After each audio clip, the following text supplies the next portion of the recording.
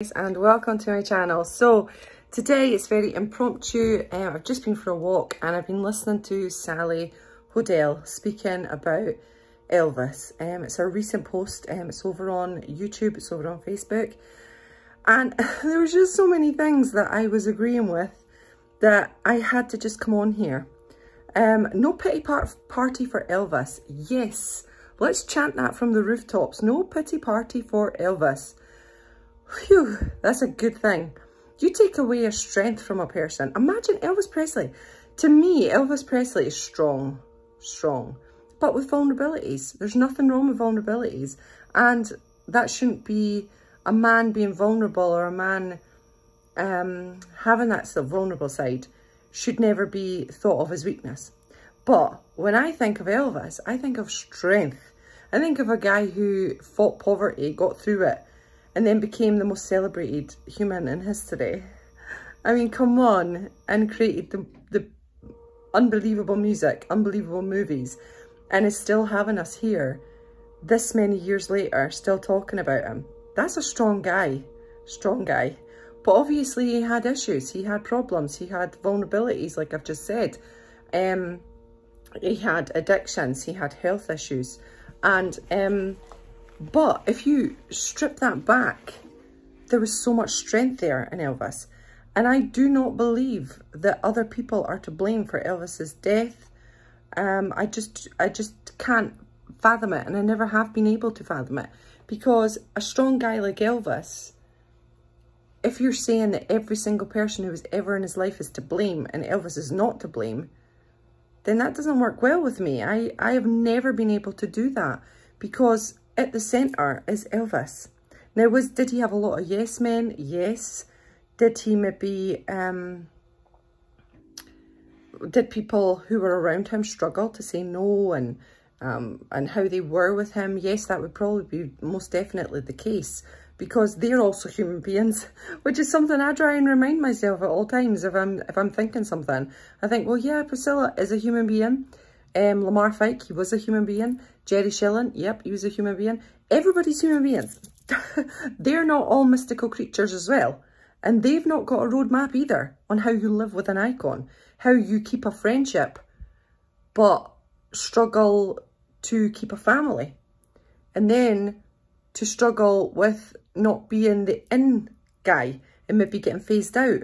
Or all of that, that if you don't get what he needs, then you're getting phased out. What are you going to do? You've been with him for like 20 years and you've no money, and your family needs fed, and you've not got any education, and you've not been in a job for ages. It all impedes their lives. So, and their choices and how they act. So every time I see something a bit negative, or I think, well, they were human beings also. And they were living with somebody who was insane, icon. And at that kind of status, your expectations are higher. Like Elvis would have expected a lot. And the guy's got a lot. That's also... See, the thing is, what I always think, and when I was listening to Sally, I was thinking, yes, Elvis would have given so much to everybody. And they were taken. But they were also given back as well, for Elvis keeping friendships that were from years before. And but they would have lost out as well with their families. They would have lost out with their wives. They would have lost out time with their children. There's so many things that happened that, oh my goodness, it's quite insane to think about, that everybody had a hand in this kind of roller coaster life, and that they were not to blame for Elvis. And Elvis wasn't to blame either. The complexity of his life, the complexity of him being an icon with no roadmap, and also severe health issues that would never have been diagnosed back then. Back in the 70s, it's just never going to happen. And even now, it would have been a struggle for him to be diagnosed. So there were so many things going on that Elvis didn't have a chance. He really didn't have a chance back then. To navigate through such an extensive, crazy life. But to blame everybody else around him doesn't give the strength back to Elvis. And Elvis was a strong individual who was in charge of that group. But then myself and Joe were talking about things that he wasn't in charge of certain things. You know, the burning of the books. Like, he burned those books because he had advice from the Colonel, from others who said you need to do that. Now, that strength was diminished right there. That strength was probably diminished in the movies that he had to make, that he didn't want to make. That strength was diminished when he had to go to tour, when he was so tired and he wanted a break.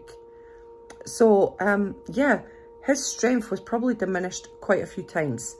But in his downtime and in the other times, he would bring back up his strength. He was a strong individual. He was a strong man. To navigate through a life that he did, you have to be strong. But if you blame everybody else around him, then you take away his strength. The strength that he did have. You take it away. It's gone then. So I've never been into the blame game. I've never been it. If you've been on my channel for a while, you'll see I do not blame anybody. I don't blame Elvis. What I think is a complex life with complex things that happen. People around him that they have their own complex lives and their issues.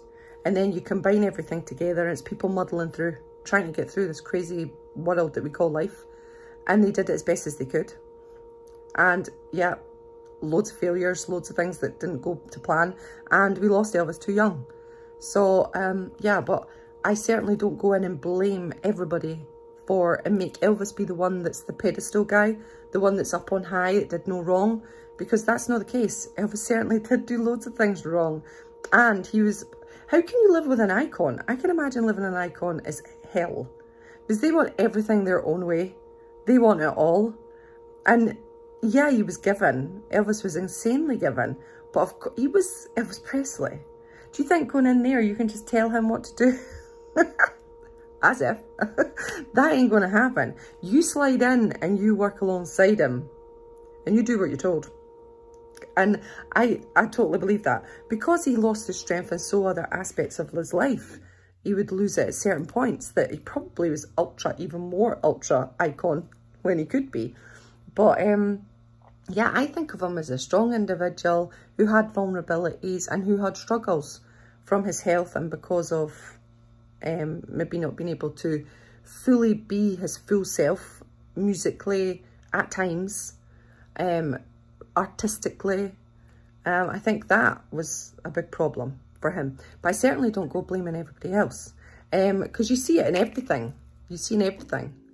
It was the Colonel's fault. It was Vernon's fault. It was the Lamar Fikes' fault. Oh, it was definitely Memphis Mafia's fault. It was definitely Priscilla's fault. And Elvis would never have married Priscilla. He was even made to marry Priscilla, which you just wonder, all of those things. Elvis is at the centre of it and he gets no blame whatsoever. Well, I don't blame Elvis either. He doesn't get anything on his head.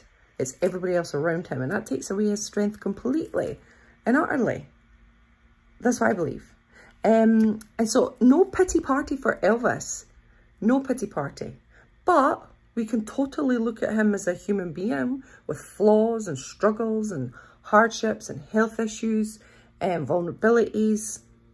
But let's not make him weak and that he picked all the wrong people. Every single person that he picked was wrong, apart from a couple. It can't be that. It surely can't be that. And that everybody around him was evil. I just can't get down with that kind of thing. And so that's the blame game, the pity party, and then the hatred. I've said this my whole life being an Elvis fan, and we'll get loads of hatred here. But Sally made the video, so I'm going to go alongside her too. Yeah, the hatred. You're either in the camp of Silas, you're either in the Linda camp, you're in the Ginger camp, you're in the Red camp, or you're in none of those camps and you hate every single one. And then every other camp hates every other camp. And you can't be friends with anybody else who likes everybody else. Whew, that's tiring. That is so tiring. I am not perfect because I'm a human being too. So I make mistakes and I change as well. I evolve and I love evolving. I love it. Evolving is what makes life fantastic, because you can be in a fixed position and then suddenly you meet somebody who gives you a thought and you go, oh, that thought, yeah, that's changed my mind. And I suddenly have got a mind change and I think, Yeah. And that happened to me with Linda Thompson. At one point, my friend Joe brought something up and I went, never thought of it like that. Never thought of it like that. I won't go into it, but it was just something that I had never thought of. And at that point, I changed my perspective a little bit. And it just gave me some kind of, yeah. And I had a hard time also with Scylla recently. Big time. I grieved majorly. I thought I'd lost a member of my family. Because I really loved Priscilla. And I've went through a stage since the movie of not so much. But then when I saw the hatred for when she said the wrong thing at the August ceremony, Elvis's anniversary, and she said happy birthday, and I saw the hatred for her. That was before this whole movie thing. So there was double hatred really at some points. But because the movie didn't help me and how I felt for Priscilla. But scooting back to that bit of the August, that just devastated my heart, that the first thought a lot of people had was complete hatred for her for saying happy birthday, rather than concern for her well-being. And that really concerned me as a person, because my first thought was, is she okay? Is she dehydrated? Has she got early onset dementia? Because my mum would have those kind of things when she'd have a urine infection. And so my first thought was that. But when I saw people's first thoughts being, she's an evil witch who's ruined the anniversary, that's when I really was scared for the hatred that it can take over your heart and your health and can take over your mind. And I'm just not all for that. I'm not for that at all. But then when the movie came out, so scoot forward, the movie came out for her Priscilla movie, that devastated my heart. And I lost a little bit of respect. And then when I seen Lisa Marie, but I always cling on to what Lisa Marie said. You're playing on my mum's naivety. You know, my mum is naive. And even though Lisa's had her fair share of disagreements with her mother, it's still her mother. And the way she spoke about her mother, there was no hatred there, like pure hatred. There was maybe a lack of understanding of her mother. And that then simmered my feelings down. And I thought, yeah, she's a human being also. And you don't know what her perspectives and life experiences have been to now. Does that give her the right to destroy Elvis's legacy? No, it does not. And the blame game doesn't work when Elvis was alive, 1977 onwards. The blame game does come into play, because I do see a lot of people that I could blame for how they've hurt Elvis's legacy. But when Elvis is alive and he's there and he's front and centre, I don't take part in that blame game for sure. But afterwards, I can see why it would have happened. But yeah, this is a mismatch of everything I thought and I felt throughout there, listening to Sally's post. Yeah, I totally agree. Let's not have a pity party for Elvis. Let's see his strength. Let's see that the people he picked were the people he needed in his life at the time, and that they are all human beings also, and we're navigating a really strange world of Icon. And if you were offered to go to Vegas and have the best time of your life by an Icon, would you do it? Yeah, you would. Would you agree with somebody just to stay in the fold? Yeah, you would. Are they bad people then for doing that? Do you know what I mean? I mean, Elvis is taken from them also. And I know that Sally didn't like the movie. And the movie was, I loved the movie, but I can see the inaccuracies. Everybody can see. If you're an Elvis fan, you know that it's like, yeah, 20% real. But there were some bits in it that really sang to me. Do you know, like, when Colonel says, I took from you, but you also took from me. And that's the human condition. You take from each other. And maybe they took more than Elvis took from them, that's for sure. But that's because Elvis had the most to give. And it's so difficult. It's so tricky. Later on, would you sell your thoughts and sell them out? No, I wouldn't. But that's a whole other subject, isn't it? That's a whole other subject. That's the blame game after Elvis has passed. And that's a whole other thing. But should we do and blame then? No, we shouldn't. Because they're human beings and they probably needed the cash. And they'd never worked their whole life. And, well, the working for Elvis, which is a lot of work, I can imagine. I bet that's 24/7.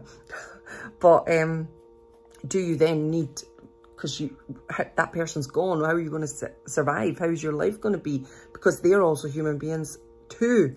They are not just non-entities who just survive like a puff of air. They're actual people who've had their life, and a monumental life too, living with Elvis. So yeah, but back to the movie. There were certain vulnerabilities that were shown in the movie that I didn't consider weakness. I considered Elvis's strength.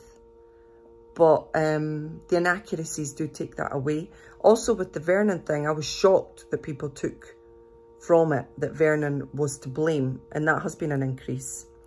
But also the movie did bring a lot of new fans. And I've seen it. I've seen it for my own eyes. The new fans are insane. And they're the ones that are going to go and research and discover. And they're the ones that are going to take on the legacy further.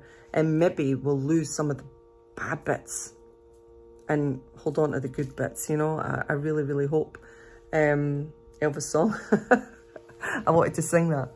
Well, I done the bad parts, found all sad parts, but I guess the best parts away.